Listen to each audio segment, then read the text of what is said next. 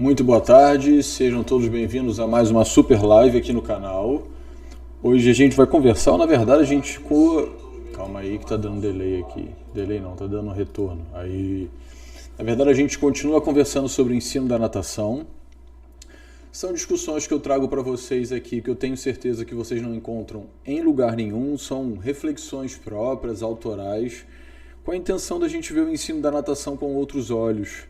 A gente reclama muitas vezes de valorização da nossa profissão, valorização do que a gente faz, mas a gente repete a mesma coisa que é feita há 50 anos por diversas outras pessoas que já erraram. Então a gente tem que progredir. Lógico que a gente tem que pegar o que foi feito de certo e seguir em frente, tá bom? Então quem está chegando aí, me ajuda a compartilhar a live, por favor, para que a gente possa alcançar mais pessoas. Quem estiver acompanhando depois aí, obrigado pela presença também, ajudem a compartilhar. Então nossa intenção é conversar sobre o ensino da natação. Vocês percebem que eu sempre trago aí uma temática diferente. E a minha inquietação para poder propor essas temáticas é observando justamente a prática. É observando também o que é postado nas redes sociais, porque muitas vezes eu fico incomodado, certo? Tem coisas que a gente vê por aí que não são assim ou não deveriam ser dessa maneira. Então são reflexões para que vocês pensem. Essa sempre vai ser a minha linha de raciocínio. Muitas vezes eu termino alguns cursos, eu estou no meio de um curso, de uma formação qualquer, e eu olho para o rosto das pessoas assim, eu vejo que elas estão pensando um montão de coisa, né? E eu falo para as pessoas assim, eu trouxe mais problema para vocês, não é? Então essa é a ideia. A ideia com as minhas lives, com os meus cursos, é sempre trazer mais problema para a cabeça de vocês, para que vocês possam pensar. Então, não me procurem, sinceramente, com a intenção de vocês receberem dicas para o ensino da natação, aqueles 5 exercícios mágicos ou milagrosos que vão fazer o seu aluno aprender o nado de crawl em uma aula, em 20 minutos, aquela receita de bolo pronta que você vai aplicar com todos os seus alunos e todos eles serão os melhores nadadores possíveis, porque, pessoal, eu não acredito em nada disso. E vocês não vão encontrar esse tipo de discussão aqui no YouTube, nem no Instagram. Não é assim que eu ensino, não é assim que eu acredito que deva ser o ensino da natação. Vocês sabem que eu trabalho também com o ensino superior e eu tenho a mesma linha de raciocínio. A minha ideia não é mostrar a maneira de resolver o problema, porque na verdade existem diversos problemas que a gente tem que resolver. Então a minha intenção é colocar sempre mais ferramenta na caixa de ferramenta de vocês, para que você entenda que existem problemas que só você, na hora da sua aula de natação, vai conseguir perceber. Eu não consigo contemplar isso daqui. Por mais que eu tenha alguma experiência, cada aula de natação tem os seus problemas diferentes, tem os seus dilemas que a gente tem que superar. E isso exige da gente também conhecimento para poder identificar o que está acontecendo de ruim para que a gente possa melhorar. E não a gente chegar na aula com um montão de atividade pronta, porque a gente viu na internet, porque um dia fizeram com a gente, porque eu vi alguém fazendo, eu acredito que o resultado vai ser positivo. Então as minhas aulas não são assim. Então os meus vídeos, meus cursos, minhas formações, os textos que você encontra no meu site são o tempo inteiro para criar mais problema para vocês. É para fazer vocês pensarem, certo? Vocês entenderem melhor o que vocês estão fazendo. Eu sei que isso é mais chato, muitas vezes meus vídeos são mais monótonos, são mais chatos, mas é o que eu acredito. Então não vai ser aquele lance de você estar indo para o seu trabalho, ver um vídeo rapidinho que você vai colocar em prática e achando que vai dar certo. Não é o que eu acredito, tá? Então, para que a gente possa entender isso, eu gosto sempre de fazer perguntas, né? Eu falo que a gente pode fazer até isso na piscina. Eu proponho alguma coisa para os alunos, pergunto como eles perceberam o movimento, se eles acharam melhor de um jeito, acharam melhor de uma outra maneira. E a minha pergunta hoje, que norteia a nossa discussão, é justamente essa daqui, ó. Por que alguns alunos demoram anos para poder aprender a nadar? Quantos alunos, quantas pessoas a gente conhece que fizeram 10, 12 anos de aula de natação? Fala, Erison, boa tarde. Beleza, obrigado aí. Então, quantas pessoas a gente conhece que fizeram aula de natação por 10 anos, por 12 anos e não sabem nadar? Vou fazer aqui, vou passar um testemunho, tá certo? Eu nadei participei de competições, nunca fui nadador federado, mas participei de diversas competições de menor nível, mas participei de competições.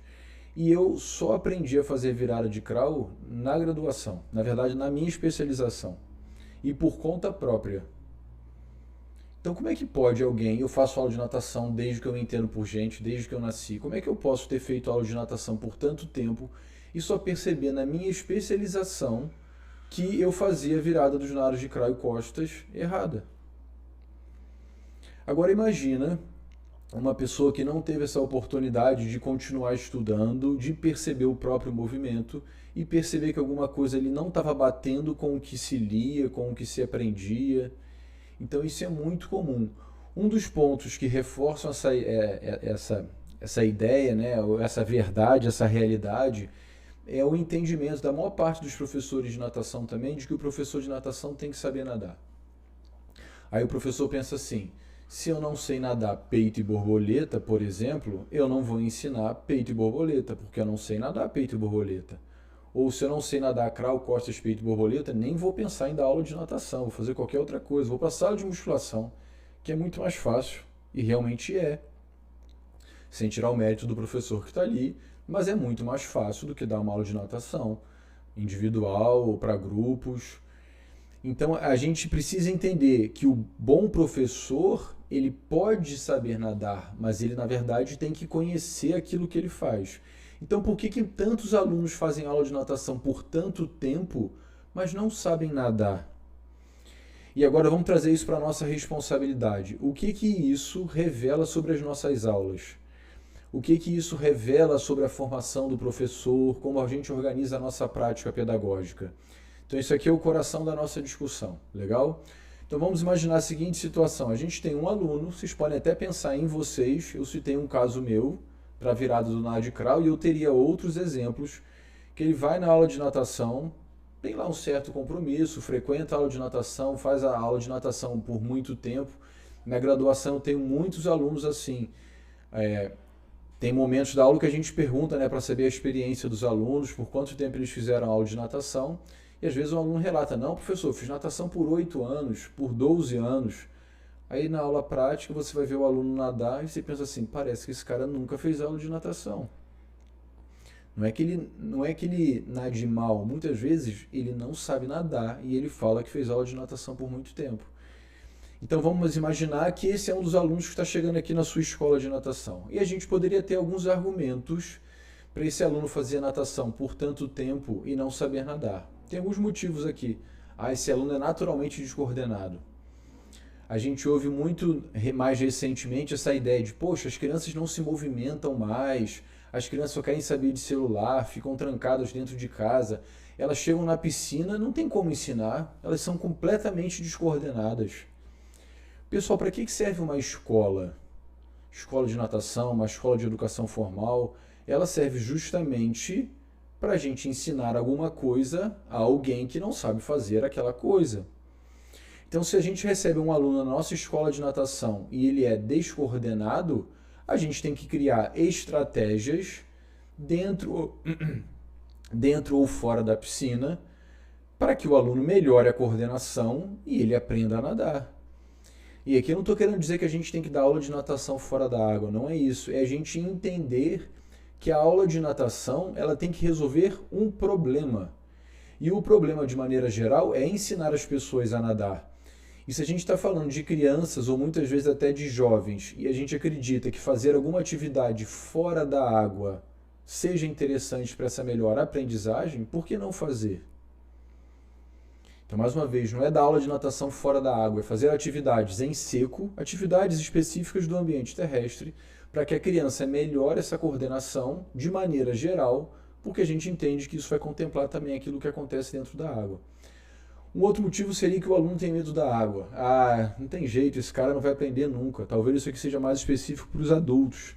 Aquelas pessoas que começaram a fazer a natação depois de mais velhas. Não tem jeito. O João não vai aprender nunca, ele tem muito medo da água. Se ele tem medo de estar na água, ele tem que passar pela adaptação ao meio aquático para poder perder esse medo da água. Mas a gente recebe um adulto na nossa aula de natação e só por ser adulto, a gente acredita que ele está apto a aprender os nados. Eu tenho um caso que aconteceu com uma aluna minha aqui, que eu vou citar, e pode ser que alguns de vocês já tenham ouvido essa história, né? Porque eu dou curso e formações em diversos lugares, mas era uma aluna minha da graduação e ela perguntou assim para mim: professor, eu vou aprender a nadar na sua aula?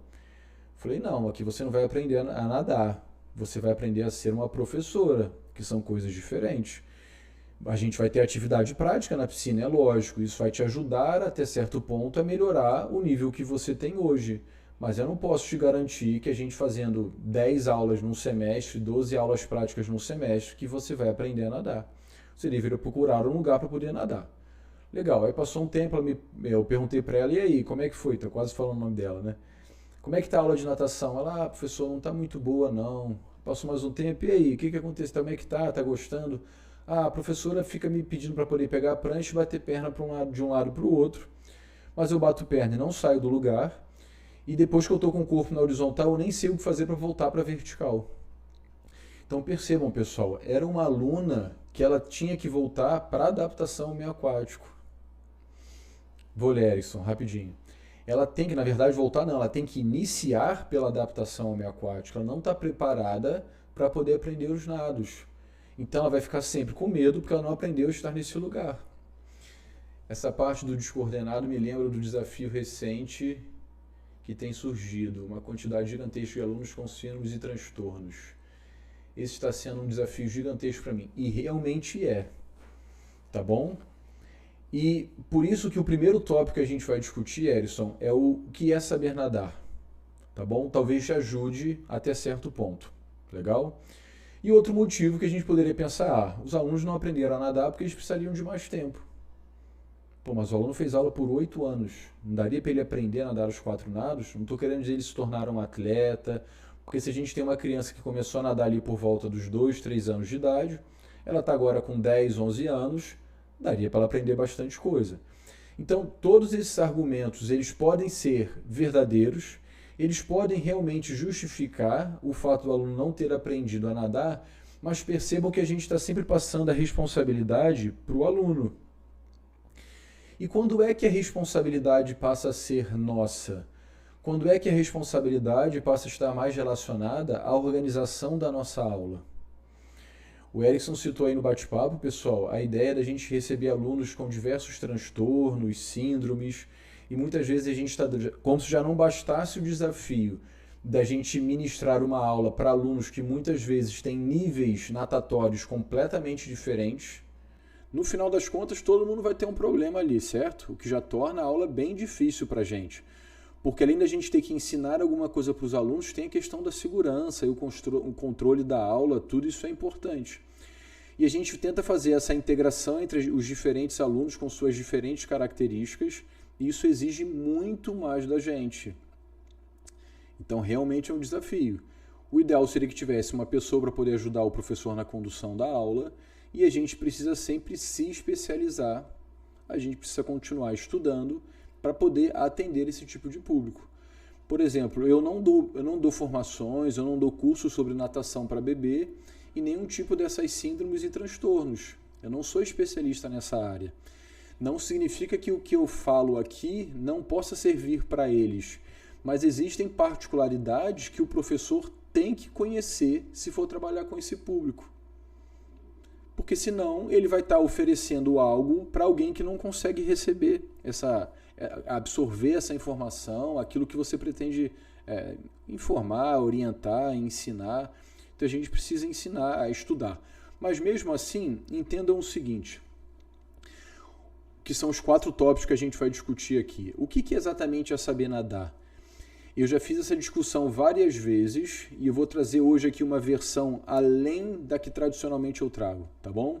Então, o que significa saber nadar? É o primeiro tópico que a gente vai discutir.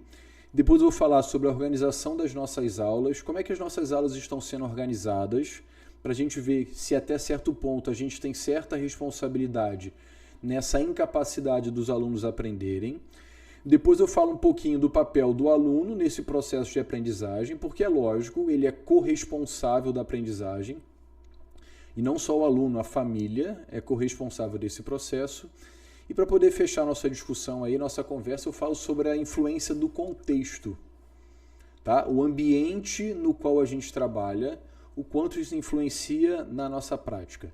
Então vamos começar lá sobre a ideia do que é saber nadar. Se vocês pegarem textos no meu site, se vocês pegarem alguns vídeos aqui no YouTube, quem já participou dos meus cursos, eu sempre faço a discussão de que a gente tem que entender o saber nadar de uma maneira mais ampla. O que significa entender o saber nadar de maneira mais ampla? Para a maior parte das pessoas, o saber nadar se limita a fazer crawl, costas, peito e borboleta. Para mim, o saber nadar é muito mais do que isso.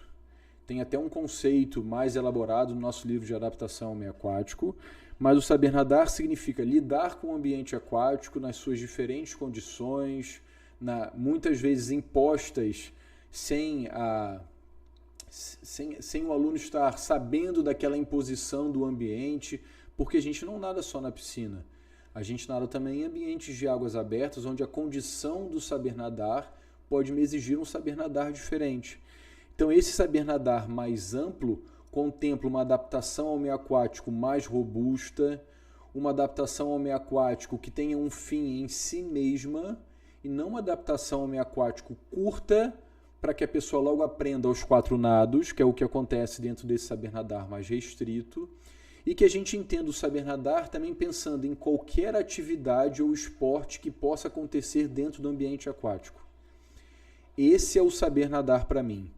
Mas aqui eu preciso destacar um ponto muito importante. Dentro desse saber nadar, também há a intenção de ensinar crawl, costas, peito e borboleta.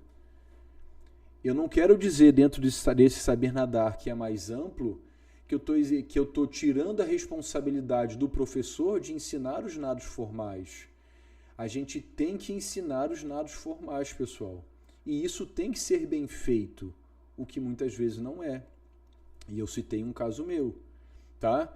Então, por que muitas vezes o professor não ensina esse saber nadar com qualidade? Porque o professor não conhece tecnicamente o movimento dos nados. Vamos pensar agora especificamente nos nados. O professor não conhece o movimento técnico dos nados. Se ele não conhece o que é o certo, ele não consegue perceber os erros que podem estar existindo. A gente olha para o movimento, a percepção de que a gente tem do movimento é que o movimento é bom, ele tem qualidade, e a gente pensa assim, pronto, o aluno aprendeu a nadar. Não preciso ensinar mais nada. Nossa, é um dom, é nato. Que dom que esse menino tem, aprendeu a nadar em 2 aulas. Na verdade, é a percepção do professor, é o entendimento do professor do que é o saber nadar, que vai fazer com que o professor não ensine mais nada. Uma vez eu estava ministrando uma formação e eu coloquei um vídeo de uma criança, de um jovem nadando nado de peito. E eu peguei propositalmente um vídeo de um jovem que tinha alguns erros do nado, mas não eram aqueles erros grotescos. Não é aquele menino que a gente pede para ele nadar um nado de peito e ele faz um nado que nem ele sabe o que é. Então era um vídeo que realmente o aluno estava nadando um nado de peito. Talvez era ali um 6 de 10. E eu mostrei isso para os alunos da minha formação, pedi que eles identificassem alguns erros técnicos, anotassem lá no papel os erros técnicos, para depois a gente conversar sobre possíveis soluções para esses erros técnicos. A maior parte das pessoas não percebeu o erro. Para a maior parte daqueles professores, aquele aluno estava 10 de 10, ele não estava 6 de 10. Então, se a percepção daquele professor é de que o aluno já sabe nadar, porque o movimento que ele faz está adequado, não manifesta nenhum tipo de distanciamento daquilo que a gente considera como adequado, o professor pensa assim, pronto, vou para a próxima. Só que só tem 4 nados. Por isso que muitos alunos, quando já alcançam ali os 8, 9, 10 anos, param de fazer natação, porque na cabeça deles o professor deixou passar de que o aluno não precisa aprender mais nada, ele já sabe nadar. Então isso faz com que o processo seja interrompido antes da hora.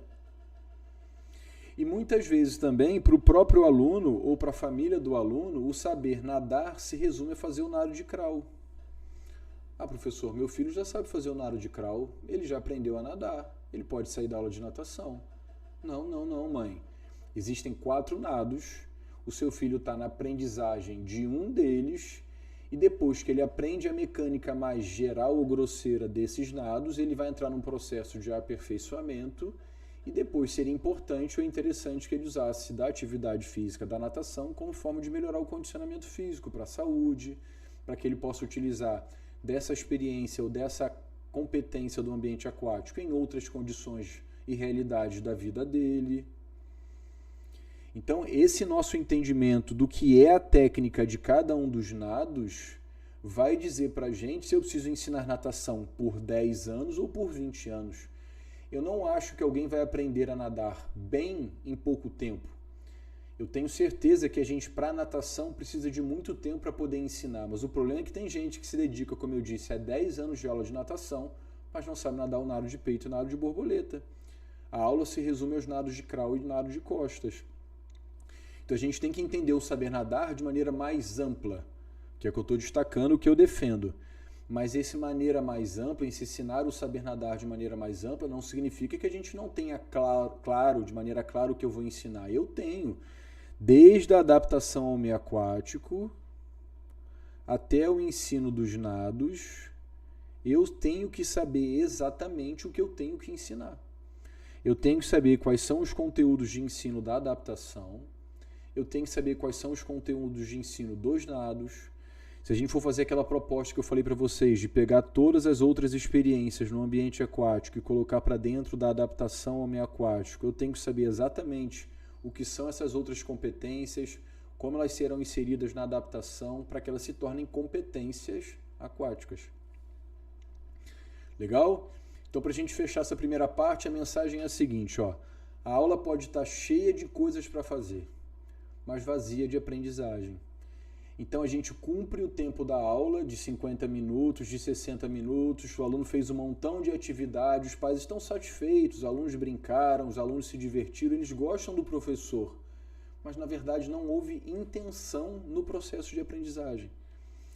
E isso tem um problema muito sério, pessoal, porque se a gente ministra um tipo de aula que ela se baseia só em cumprir o tempo de aula, qualquer professor serve. Percebem isso? A gente vai ficar vendendo hora-aula ao invés de vender conhecimento.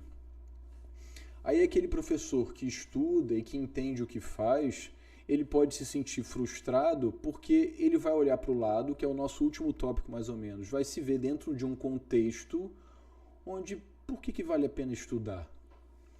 Por que vale a pena eu ficar em casa fazendo o meu planejamento, eu participar dessas lives ao domingo, eu fazer qualquer outra ação? Por que vai valer a pena se no final parece que está todo mundo ganhando a mesma coisa? E a gente se nivela por baixo. Legal? Então a nossa aula ela tem que ter uma intencionalidade, que é o que a gente vai discutir no nosso segundo tópico aqui. Ó. Como as aulas de natação estão sendo organizadas? Então a gente não tem que ver a aula de natação como um conjunto de atividades que você escolhe aleatoriamente, um conjunto de atividades que você escolhe muitas vezes quando chega na piscina para poder ministrar sua aula e o objetivo principal é passar o tempo. E eu tenho um exemplo aqui muito marcante disso aqui. Valeu, Brunão. Obrigado aí. Que isso. E eu tenho um exemplo muito marcante disso aqui que alguns de vocês já conhecem. Alguns meses atrás eu recebi um WhatsApp de um professor e ele queria que eu enviasse para ele algumas atividades que eu costumo utilizar para poder ensinar os nados. Eu falei assim, olha, eu tenho várias atividades que eu utilizo, mas eu não tenho essas atividades por escrito. Mas lembre-se do seguinte, você tem que identificar o conteúdo de ensino que você quer ensinar, você pensa na atividade que você acredita que vai fazer o aluno aprender aquele conteúdo de ensino e a partir disso você propõe, vê o que vai acontecer e vai fazendo as manipulações, porque a aula é viva. Você vai propor atividade para os alunos, alguns vão fazer muito bem, outros não vão nem conseguir fazer aquela atividade. Pode ser que seja um erro seu, poxa, puxei demais, eu tenho que voltar. Ou pode ser realmente que algum aluno tenha entrado há pouco tempo, alguma coisa assim. Mas é assim que a gente constrói o processo de ensino. E ele insistiu, não, professor, me manda algumas atividades aí. Aí eu lembrei de um livro muito antigo, chamado 1000 Exercícios de Natação. Quando eu estava na minha graduação, esses livros eram muito comuns, 1000 exercícios de futebol, 1000 exercícios de musculação, e eu tenho esse livro em PDF e mandei para ele. Aí ele respondeu assim para mim, professor, obrigado, mas esse livro aí eu já tenho. Aí eu fiquei pensando, por que alguém precisa saber mais do que 1000 atividades, 1000 exercícios para poder ensinar natação? É porque na cabeça de alguns professores a gente precisa de várias atividades, várias experimentações, que eu nem sei para que elas servem, para cumprir um tempo, que é o tempo da minha aula. E ao longo das aulas eu vou repetindo essas atividades de maneira não intencional, de maneira aleatória, acreditando que isso leve à aprendizagem. E realmente as pessoas podem aprender assim, porque a gente aprende com experiências boas ou com experiências ruins. Mas a intenção do professor não é justamente pensar no processo de ensino para que ele se torne mais prazeroso, mais adequado, mais justo à característica dos alunos. Então a gente tem que pensar que a nossa aula não pode ser uma composição aleatória de exercícios, de jogos e de brincadeiras. A nossa aula tem que ser pensada em alcançar um processo de aprendizagem, em mudar um comportamento. Aprendizagem é um conceito bem simples. Aprendizagem é mudança de comportamento. E essa mudança de comportamento pode ser motora, pode ser social, cognitiva, emocional. Então, para isso, eu preciso ter o objetivo das minhas aulas, o objetivo dos níveis de aprendizagem. Eu preciso pensar em progressão e continuidade. Isso aqui tem que estar extremamente claro para mim, porque se isso for claro para mim, além da minha aula ser melhor, naturalmente isso vai ser passado para os alunos. E eles vão valorizar mais o que você faz. Aí eles começam a perceber a diferença entre um professor e outro. Então o problema não está em colocar nas nossas aulas exercícios, jogos e brincadeiras. As nossas aulas elas são assim, mas esse conjunto de estratégias são propostas pensando em alcançar objetivos. Pode ser que você veja algum dia uma aula prática minha e você pense assim, poxa, o Guilherme tinha aquele papo todo, todas essas atividades que ele propõe, que ele oferece, eu faço também com os meus alunos. Então, mais uma vez, o problema não está no exercício, está na intencionalidade, no objetivo que você espera alcançar em propor um exercício. O problema não está num jogo, numa brincadeira que você oferece aos seus alunos. O problema está, qual é o meu objetivo em oferecer um jogo, oferecer uma brincadeira?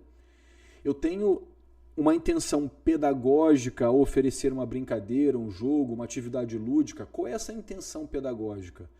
Qual mudança de comportamento motor, social, emocional, cognitivo que eu espero ao propor um jogo? Ah, não, Guilherme, nem pensei nisso, é só para poder se divertir mesmo, para acabar logo o tempo de aula. Aí tá errado, pessoal. E eu sei que dá mais trabalho pensar a aula assim, mas é um padrão de excelência que a gente tem que alcançar. Então, tem que estar claro para você por que você está na piscina, tá bom? Porque a gente busca alcançar aprendizagem e não só, ou não é, passar tempo para que a aula acabe. Então, para resumir esse segundo momento do que a gente está conversando aqui, muitos alunos passam anos fazendo as mesmas coisas na piscina, mas não estão necessariamente aprendendo a nadar. Então, não é porque você está dentro da piscina que você está aprendendo a nadar. E a gente pode pensar tanto na adaptação ao meio aquático quanto no ensino dos nados. Mais uma vez, a gente está vendo o ensino do saber nadar ou da natação de maneira mais ampla. Mas não significa que eu não sei o que eu vou ensinar. Eu tenho bem claro o que eu quero ensinar para os meus alunos.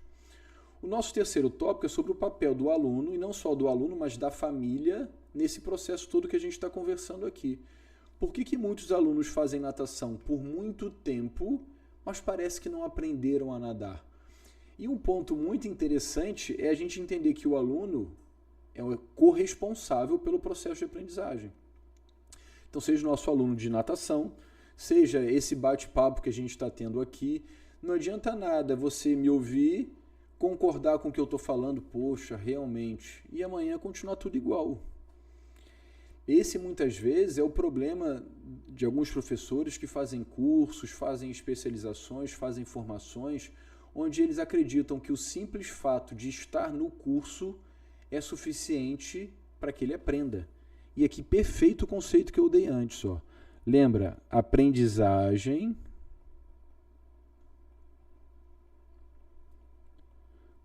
Aprendizagem é uma mudança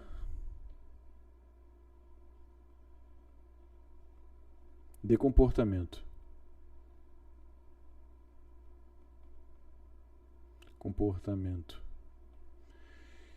Se você fez um curso, se você lê um livro, se você, seja lá o que for, fez e acredita que você aprendeu, olha a sua própria prática. Eu estou agindo de maneira diferente? O que eu não fazia correto, agora eu estou fazendo? O que eu fazia errado, agora eu estou fazendo de maneira adequada? Se aquilo não se transformou na sua vida, se aquilo não transformou o seu comportamento, não houve aprendizagem. Então, a aprendizagem, mais uma vez, não é só motora. Por exemplo, tem vários professores que chegam atrasados para poder dar aula de natação. Seu comportamento tem que ser modificado. Ah, não, eu sei que não tem que chegar tarde, mas continua chegando. Isso não, você não aprendeu, não houve mudança de comportamento. Mas o aluno tem uma responsabilidade nesse processo. Tem alunos que faltam muito a aula de natação. E aprendizagem é processo. Tanto que alguns livros trazem o nome de processo, ensino, aprendizagem. Se você recebe um estímulo agora, fica um tempão sem receber aquele estímulo, você não consegue aprender assim. A gente precisa de uma frequência de estímulos para que a gente melhore algum comportamento. É como se a gente fosse pensar aqui na educação dos nossos filhos, né? Não sei se tem alguém aí que é pai ou mãe, mas a educação dos nossos filhos, ainda mais quando eles são mais jovens, é algo como se fosse de segundo em segundo. A gente tem que estar o tempo inteiro tomando conta dos nossos filhos para poder ensiná-los, ou seja, para que eles aprendam algo que a gente considera que é adequado, para que eles mudem o comportamento.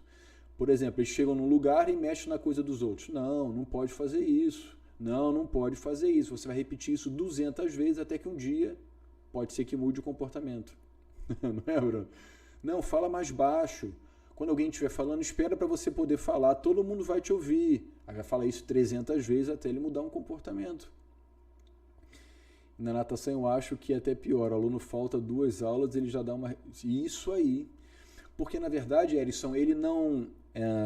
tem um termo para isso. Na verdade, a aprendizagem não acontece numa aula, né? A gente precisa, mais uma vez, de um conjunto de estímulos durante um tempo mais ou menos duradouro para que, de repente o cara aprendeu. Aí aquilo se mantém estável por mais tempo. Então, o aluno ele faltou 1 ou 2 aulas, ele estava quase entendendo motoramente ou cognitivamente alguma coisa, aí ele regride e ele volta para o mesmo patamar que ele estava antes. É isso mesmo.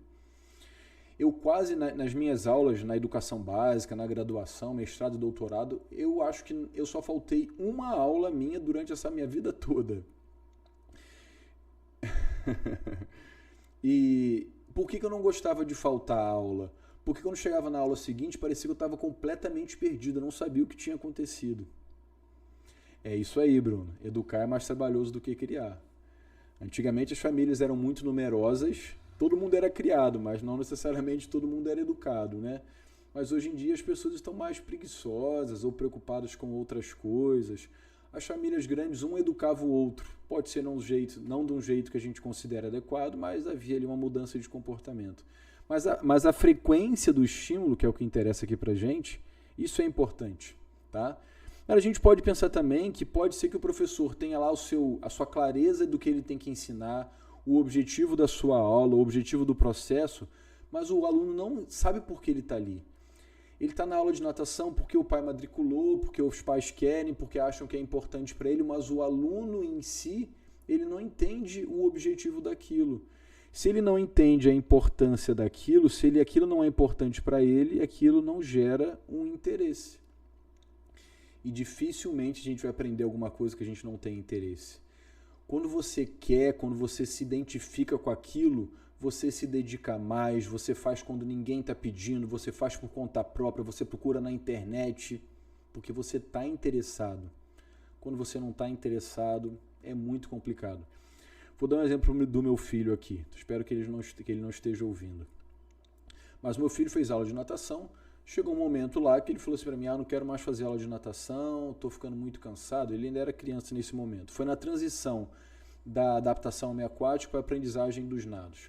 Tá ficando muito chato, mudou o horário, o tio não dá mais momentos de brincadeira, as aulas são ficar nadando de um lado para o outro e tudo mais. Beleza. E a gente sabe que a presença também dos amigos para que os jovens façam alguma coisa é importante. E a maior parte dos amigos do meu filho não gosta de natação, não faz aula de natação, na verdade não tem esse interesse, porque os pais nunca plantaram esse interesse. Então o Felipe resolveu parar de fazer aula de natação. Ele me acompanhava muitas vezes quando eu ia nadar, até para a gente gravar aí alguns vídeos para as redes sociais, mas ele sequer entrava na piscina. Falei, vamos nadar, cara. Não trouxe nem sunga. Ele ia pro clube, muito sol, ele nem levava sunga, ele nem queria entrar na piscina. Não era nem o fato de não querer nadar, ele não queria nem entrar na piscina. Até que agora, no início do ano, a gente participou lá do Eco Swim em Angra, um evento que eu divulguei bastante até no Instagram. E o Felipe foi, e aquele grupo lá de, 70, 80 pessoas fazendo atividade junta, todo mundo legal pra caramba, no mar fantástico, né? Água quentinha, água transparente, pessoas de diferentes idades, diferentes níveis de saber nadar. O Felipe se motivou de uma maneira, porque ele nadou lá com todo mundo, que do nada ele já está usando touca ou óculos e está nadando por conta própria. Então, talvez a minha sementinha que eu plantei lá atrás, ela só esteja florescendo agora. Mas entendam o seguinte, por mais que saber nadar seja importante para mim, enquanto isso não passou a ser importante para o meu filho, ele não fez. Então essa é uma responsabilidade... A Olga aí, ó. Tá vendo, Olga? Para não me deixar mentir, tá bom? Então ele ia para natação chorando muitas vezes, porque ele não queria ir para aula de natação. Quando ele era mais novo, Olga, que ele fazia adaptação ao meio aquático, ele não queria voltar para casa. Então isso é normal. E ele fala assim, meus amigos da escola não estão na aula de natação.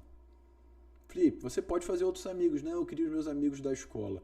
A Olga nadou comigo hoje de manhã, a gente mora aqui juntos, e ela até falou assim, fiquei sabendo que o Felipe está nadando e não acreditei. Entenderam? Então, enquanto aquilo não for importante para o nosso aluno, ele não vai se interessar em fazer aula de natação. E isso, infelizmente, vai cair no nosso colo também. É uma responsabilidade nossa. Então, vamos tirar da nossa cabeça a ideia de que o saber nadar também só serve para poder participar de competições.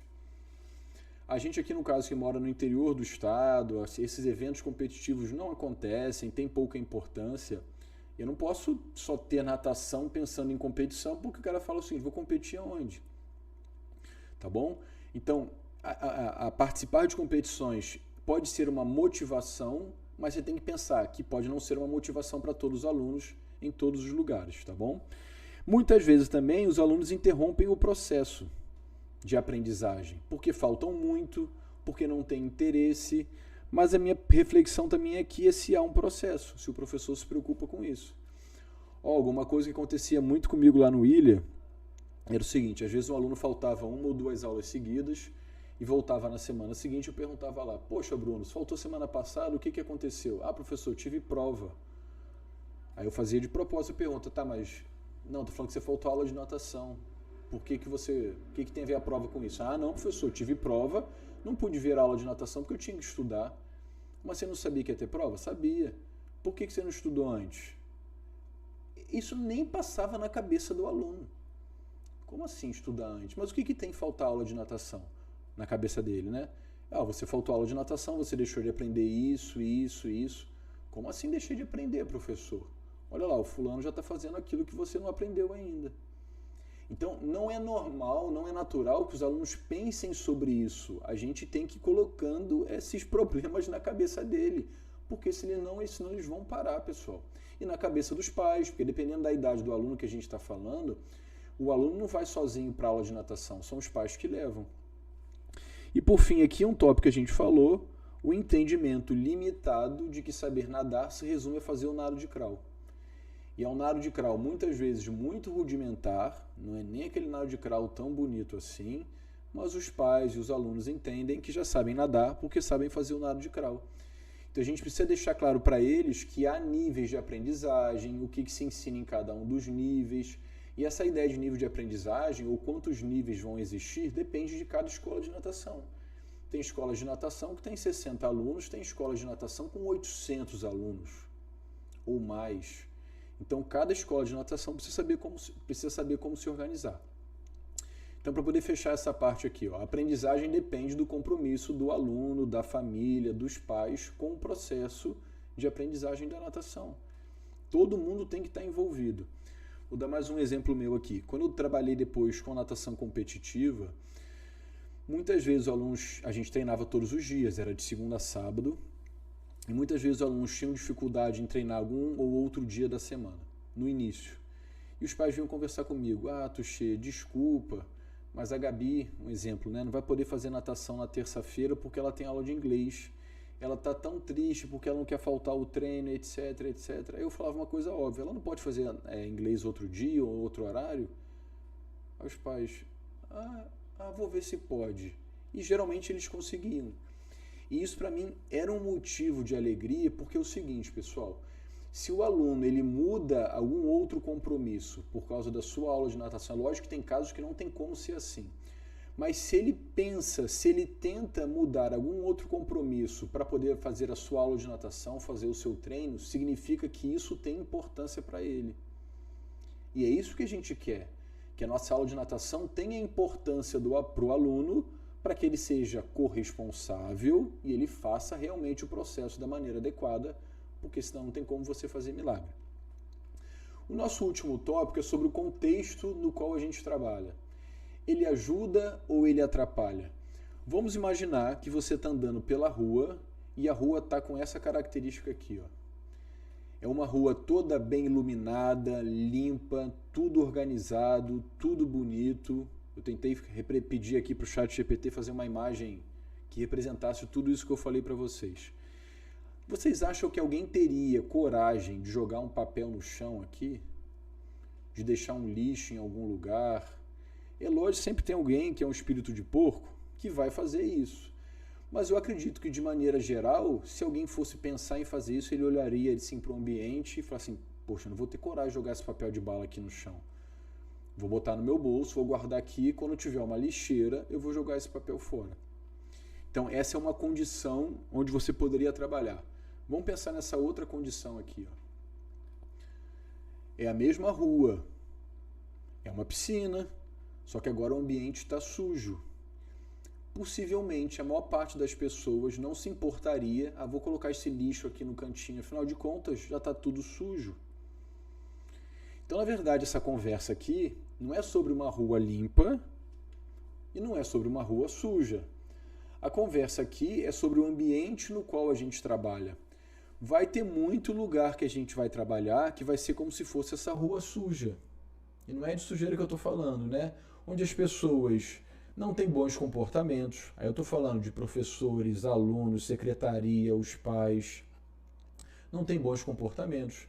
Os professores se atrasam. Sempre tem algum tipo de problema. Você não é valorizado enquanto professor, não é valorizado enquanto profissional. Mas se você se deixar levar por esse ambiente, a tendência é que daqui a pouco você esteja jogando papel no chão. Então tem aquele ditado lá, né? Diga-me com quem andas, eu te direi quem és, e que quem com porco anda, farelo come. Eu não estou querendo dizer que eu acredito piamente nisso, porque muitas vezes pode ser que você esteja numa etapa da sua vida, que você esteja caminhando num ambiente como esse, para depois alcançar esse ambiente, que é o que você entende que você é valorizado. Erison, poxa, estou sendo o prego destacado também. É isso aí. E se alguém tenta fazer direito, se alguém tenta fazer aquilo que na verdade é o básico, né, nem o excepcional, as pessoas começam a te criticar. E vocês sabem que eu sou servidor público, pessoal, e tem muito disso no serviço público. E a gente vai pensar assim, por que eu vou fazer diferente? É o que as pessoas pensam. Por que eu vou fazer diferente se no final do mês eu vou ganhar a mesma coisa que o Erison? Por que eu vou planejar minha aula? Por que eu vou chegar no horário? Por que eu vou preparar um material para os alunos lerem? Por que eu vou me organizar? Por que eu vou ser simpático? Se eu estou ganhando a mesma coisa do cara que é antipático, do mesmo professor que falta, do mesmo professor que chega sempre atrasado. Pessoal, porque a gente tem que fazer isso pela gente. Pode ser que inicialmente a gente fique chateado, tá vendo? Todo mundo passa por isso ou passou por isso, e eu acho que, sinceramente, até certo ponto, a gente sempre vai passar. tá? Independentemente da esfera que você esteja, porque sempre vão acontecer coisas que você não concorda. Só que se você se deixar levar por esse ambiente, como eu disse, você vai estar jogando papel no chão daqui a pouco. E daqui a pouco isso vai passar a ser normal para você. Então todos aqueles valores que você tinha, que muitas vezes diferenciam a sua aula da aula dos outros colegas, não só pelo seu conhecimento, mas por esses outros valores que você tem, muitas vezes eles vão ser deixados para trás aos pouquinhos por você, porque você está sendo corrompido pelo ambiente. Queria ensinar o certo, mas os dogmas que eles carregavam E no esporte a gente tem muito o senso comum que prevalece, né, Bruno? E se a gente vai falando então, por exemplo, de futebol, todo mundo acha que é treinador de futebol, na natação tem a mesma coisa, e sim, e acaba sendo muito mais fácil criticar o professor. Então isso faz com que naquele ambiente que você trabalhe tenha uma alta rotatividade dos professores, o que é horrível para todo mundo, porque não cria progressão no processo de ensino-aprendizagem, vocês não criam uma filosofia única de trabalho na escola de natação. A gente sabe, o Erison até falou isso no nosso último encontro, que tem pouco incentivo ao planejamento por parte do professor, porque o gestor não entende que isso é importante. E pessoal, sejamos sinceros também, na graduação, a gente não aprende a fazer planejamento de aula. De aula de educação física, estou falando agora dos esportes, de maneira geral, isso não se ensina na graduação. Se ensina muito mal a fazer um plano de aula, se discute atividades, que é o que a gente tem falado muito nas lives aqui, aí o professor vai para a aula de natação com um montão de atividade pronta. Ele não vai para a aula pensando o que ele quer ensinar e quais são as atividades que vão fazê-lo chegar àquele objetivo. Então a gente tem aulas que são improvisadas. Na hora eu decido o que eu vou ministrar, eu tiro uma atividade da cachola, baixa valorização pedagógica e no final a gente nivela tudo por baixo. Acaba prevalecendo aquela aula que é mais divertida, que é mais legal, o professor que é bacana, que é o professor do oba-oba, do que aquele professor. E eu não estou querendo dizer também que a nossa aula tem que ser chata, que você tem que ser rigoroso, tem que ser chato com todo mundo, não é isso. Mas a sua aula tem que ser pensada em ensinar o melhor possível para os seus alunos. Então todos vocês têm uma situação que passaram por isso. Então, assim, não façam pelos outros só. Façam por vocês. Não esperem recompensa disso. Não esperem aquele tapinha nas costas, porque pode ser que isso nunca aconteça. E você vai ficar frustrado. Então faça porque você se sente bem. E eu vou dar um exemplo meu aqui sobre planejamento. Eu trabalho com o ensino superior desde 2005. Eu tive a oportunidade de trabalhar com ensino superior muito cedo. A Olga está quase falando que eu estou velha, mas eu não estou não. Então eu tive a oportunidade de trabalhar com ensino superior muito cedo, eu tinha 22 anos. E eu sempre tive essa ideia da importância de planejar as aulas, tanto que quando eu fazia estágio com natação, eu levava uma pastinha de papel de carta com as minhas aulas ali dentro. Naquele momento eu só tinha a ideia do plano de aula, não tinha a ideia do plano de curso ou do plano de unidade, mas eu levava o meu planejamento. E até hoje eu faço isso, apesar do contexto me incentivar a não fazer nada disso, por vários motivos. Mas qual é uma das minhas... A gente pensa assim, não, no ensino superior é diferente. As minhas aulas na graduação começam amanhã. E o meu planejamento do semestre já está pronto. E eu vou entregar para os alunos, tanto na graduação, mestrado e doutorado. E o que sempre acontece? Passam algumas aulas, um aluno pergunta assim, professor, na quarta-feira tem aula prática? Aí eu falo assim, está no planejamento. Aí ele, que planejamento? E eu sei que ele estava no primeiro dia de aula quando eu falei do planejamento. Eu mostrei a programação da disciplina no PowerPoint, no quadro. Discuti a aula, quando tem ponto, quando não tem ponto. E o cara vai e depois pergunta, professor, amanhã tem prática? Eu falo, vê no planejamento. Ele, que planejamento? Ele nem sabe do que eu estou falando.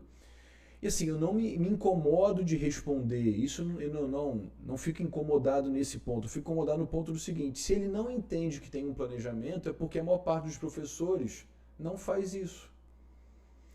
Então, no nosso caso, a gente está formando professores sem planejar o nosso ensino, naturalmente ele vai replicar isso ao longo da vida toda dele. A minha motivação está sendo o reconhecimento. Sou o único professor com fila de espera. E olha que minhas aulas são bem fracas. Erison, as coisas estão tão complicadas que muitas vezes você, como eu disse antes, você fazer o básico se torna excepcional. Eu sempre fui muito elogiado nas minhas aulas, mas os elogios eram assim: Guilherme é um professor excelente. Eu ficava todo, né? Que bom, as pessoas estão percebendo que eu estudo. Excelente por quê? Porque ele chega no horário. Guilherme é excelente porque ele trata os alunos tão bem. O Guilherme é tão paciente. Eu nunca recebi um elogio assim: Guilherme é bom porque ele estuda muito, porque ele demonstra que conhece. Porque as pessoas não conseguem perceber o nível de conhecimento que a gente tem. Agora não estou falando de mim, estou falando de todo mundo. Então as pessoas não conseguem perceber o seu estudo, mas eles conseguem perceber a consequência do seu estudo, que é uma melhor aprendizagem, uma aula mais organizada. Tá? Então não esperem que as pessoas percebam isso, não levem a mal, não fiquem chateados com as pessoas, façam por vocês. Então, Erison, você está tendo o seu reconhecimento, os alunos vão perceber, os pais vão perceber a diferença entre um e outro. Sim, sim. E muitas vezes eu recebo até algum tipo de elogio sobre a minha aula propriamente dita, e eu penso assim: poxa, obrigado, tudo mais, mas eu penso: poxa, a pessoa nem tem condições de fazer esse tipo de elogio, porque não tem como, Mas às vezes as pessoas querem ser agradáveis, e tudo bem também. Se a pessoa te faz um elogio, significa que gostou de alguma coisa da sua aula, né? Mas é um tipo de reconhecimento, né? A gente chegar no horário, a gente tratar as pessoas bem, são coisas que a gente aprendeu com os nossos pais. E não deixa de fazer parte também da nossa atuação enquanto professores. Então, para essa última parte aí, a mensagem seria: nenhum professor ensina sozinho, o contexto profissional também molda a qualidade do ensino. Então pode ser que muitas vezes você tenha que se dedicar mais a melhorar o ambiente no qual você trabalha. Encontra outro professor maluco igual a você, que queira se dedicar àquilo que você faz, para você melhorar o ambiente, para que naturalmente isso melhore a qualidade da aprendizagem. Quando eu trabalhava lá com os atletas na equipe de competição, tinha uma diferença gigantesca entre a aula e o treinamento. Primeiro que as aulas eram 2 ou 3 vezes na semana, era um contexto, e o treinamento era todos os dias. Então, era muito mais fácil de cuidar dos atletas como se fossem filhos. Então, frequente, e a gente viajava muitas vezes no final de semana por causa de competição, então a gente estava sempre plantando uma sementinha de educação. E não que a intenção fosse obrigatoriamente essa, porque a educação vem dos pais, né? Mas você acaba que os seus valores, pelo contato que você tem com os alunos, alguns dos seus valores passam para os alunos também. Então, todas as vezes que chegava alguém novo na equipe, que queria ser um atleta, ou alguém novo na escola de natação, a roda já estava rodando. Então, o aluno chegava num ambiente para poder aprender a nadar, que era esse ambiente aqui. E, naturalmente, ele se ajustava, é o que a gente chama de conformidade social. O aluno não chegava nesse ambiente aqui, ele chegava nesse ambiente e ele naturalmente mudava de comportamento. Eu tinha pai que falava assim: caramba, meu filho é um na aula de natação e é outro completamente diferente na escola ou em casa. O melhor comportamento dele é na aula de natação. E a gente não gritava com ninguém, não brigava com ninguém, não era a ideia, tá bom? E muitas vezes na aula de educação física escolar, infelizmente, eu trabalhei aí por 6 ou 7 anos com educação física escolar, a gente tem um ambiente que é assim, da escola. Ainda mais se for escola pública.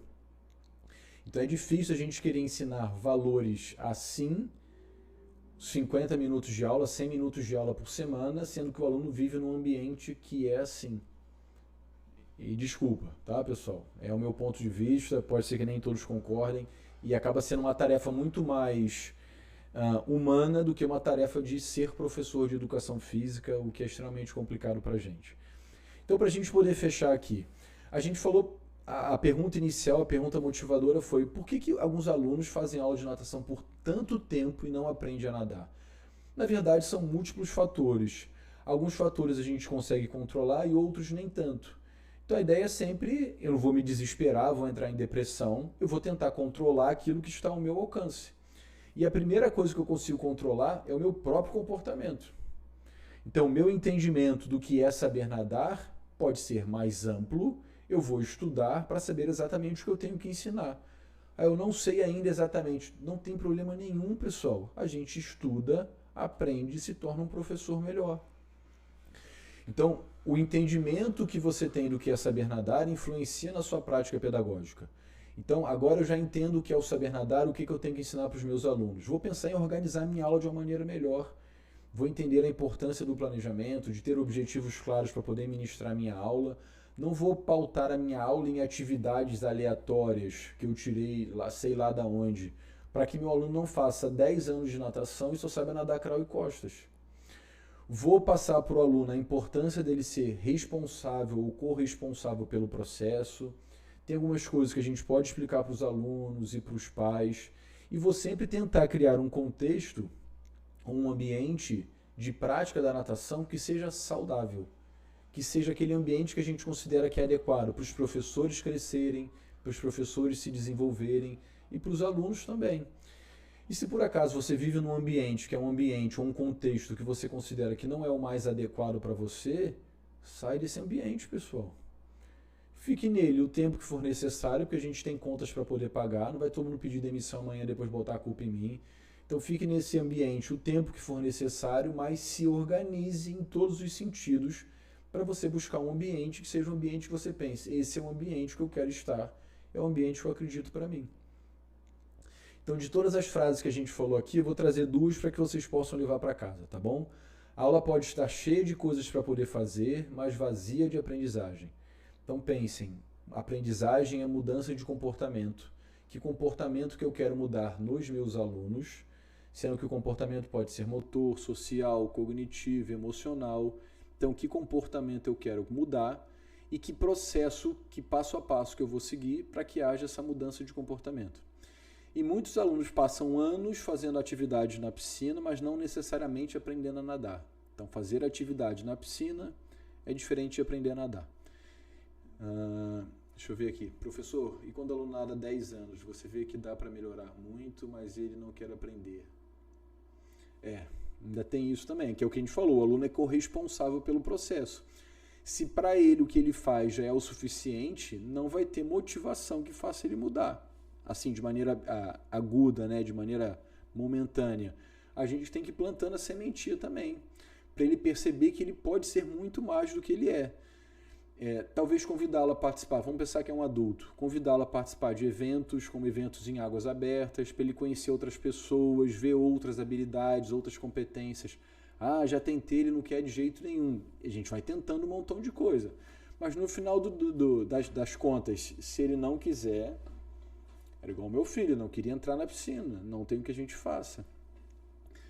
Vou ter minha experiência como professor de natação em um projeto da prefeitura da minha cidade e suas aulas estão sendo muito relevantes. Obrigado, Bruno. Isso aí. E aquilo que eu falei no início, né? Percebam que eu não estou falando para você, Bruno, o que você tem que ministrar na sua aula amanhã. Eu não estou falando assim, não, Bruno, você tem que começar pegando a prancha e mandando os alunos bater perna. Eu não estou falando isso para você. Porque você vai ter que interpretar o ambiente que você vai dar à sua aula para saber o que fazer. Não tem como eu fazer isso daqui. Legal? Pessoal, só dar os recados finais aqui, as oportunidades que eu sempre falo para vocês. Lembrar da minha comunidade, que é a comunidade Legado Azul. Então a gente tem cursos gravados na comunidade e também tem uma disciplina, né, uma formação que eu conduzo aí todo semestre. Então tem lá dessa formação. Essa primeira formação é sobre o conhecimento do ambiente aquático. Então a gente vai estar conversando sobre como o corpo interage e reage com o ambiente aquático. Desde a parte de hidrodinâmica, entender empuxo, flutuação, porque como um corpo se sustenta na água, o que é resistência hidrodinâmica, levando isso tudo sempre para a prática, desde a adaptação ao meio aquático até a aprendizagem dos nados. Então essa é a disciplina desse semestre, mas tem diversos outros cursos gravados lá. Sobre nossas próximas lives, semana que vem tem outra live comigo, dia 22 de março, que é daqui a 2 semanas, a segunda live sobre o BMS. Quem vai estar comigo aqui é o Marcos, é um aluno meu do mestrado, que ele participou do BMS, que é esse evento que vai estar em azul aí, que vai acontecer em setembro, que é o Biomechanics and Medicine in Swimming. Ele participou em 2023, na edição lá da Alemanha. Na época ele tinha acabado de terminar a graduação dele. Então ele vai contar as motivações dele em participar, como que foi positivo, o que foi negativo, com a intenção sempre de motivar vocês a participarem também. No dia 29/3 tem uma live que vai ser aberta sobre essa temática que eu falei da comunidade. Então Então a gente vai falar sobre a interação do corpo com o ambiente aquático e quanto isso influencia na aprendizagem. Aí depois essa live vai ficar restrita só para os membros da comunidade e depois tem mais 3 lives sobre essa disciplina, mas aí são lives só para quem está dentro da comunidade. Agora em maio termina a nossa formação, o nosso curso de especialização em formação de atletas em esportes aquáticos. A professora Olga está aí, está doida para terminar, não aguenta mais olhar para a minha cara. Então esse curso termina agora em maio e a gente começa uma outra turma. Se você mora no Rio, mora próximo do Rio, fica aí o convite para vocês. Então é um curso de especialização, a temática é de formação de atletas. Aí você vai pensar assim, Guilherme, mas eu não tenho interesse em trabalhar com formação de atletas. Pessoal, mas antes da pessoa ser um atleta, ele é um não atleta. Então a gente fala do processo de formação nos esportes aquáticos, desde a adaptação ao meio aquático até a idade adulta. Então, na verdade, serve para os diversos âmbitos e possibilidades de atuação do professor. Olga teve aula de natação, de treinamento esportivo, adaptação ao meio aquático, saltos ornamentais, polo aquático, águas abertas, nado artístico, vai ter aula inclusive semana que vem de nado artístico, tá? Então fica aí a possibilidade para quem morar próximo do Rio. No dia 30 de maio eu tenho um curso no Rio, lá na Academia Velox. O nome do curso é Muito Além de Nadar. A gente vai falar sobre condicionamento físico por meio da natação, sempre com essa ideia de sair do óbvio, mas ao mesmo tempo dar munição para o professor resolver o problema dele da prática. Legal? Tem aí o QR Code para vocês escanearem e depois fazerem a inscrição. E em setembro, de 7 a 11 de setembro, lá em Porto Alegre, tem o BMS, que é o evento internacional mais importante da área da natação e dos esportes aquáticos. Para quem tiver interesse, há a possibilidade de enviar resumos e artigos até o finalzinho desse mês. Tem que entrar no site depois, é facinho, bota BMS lá no Google, BMS Porto Alegre, que vocês vão achar o site. Ou se vocês tiverem interesse em participar, mas não apresentarem trabalho, também há essa possibilidade. E tem uma live de semana passada que a gente fez, apresentando o BMS, vocês podem assistir depois. E daqui a 2 semanas, no dia 22, a gente vai conversar com o Marcos. Legal, pessoal? Obrigado aí mais uma vez pela participação de vocês, espero ajudar, espero colocar muitos problemas na cabeça de vocês para que vocês fiquem inquietos, para que vocês sempre alcancem a excelência, que é a minha proposta, né? Ajudar professores e treinadores de natação a alcançarem a excelência e sempre motivá-los a estudar. Eu estudo já há muito tempo, até pela minha idade, e sempre tem coisa que a gente pensa assim, caramba, que a gente estuda e pensa assim, eu nunca tinha pensado isso dessa maneira. Ou eu nem sabia que isso existia, eu já estudo natação há tanto tempo e eu nem sabia que isso existia. Legal? Sucesso para vocês aí, uma ótima semana e sempre que precisarem entrem em contato. Abração.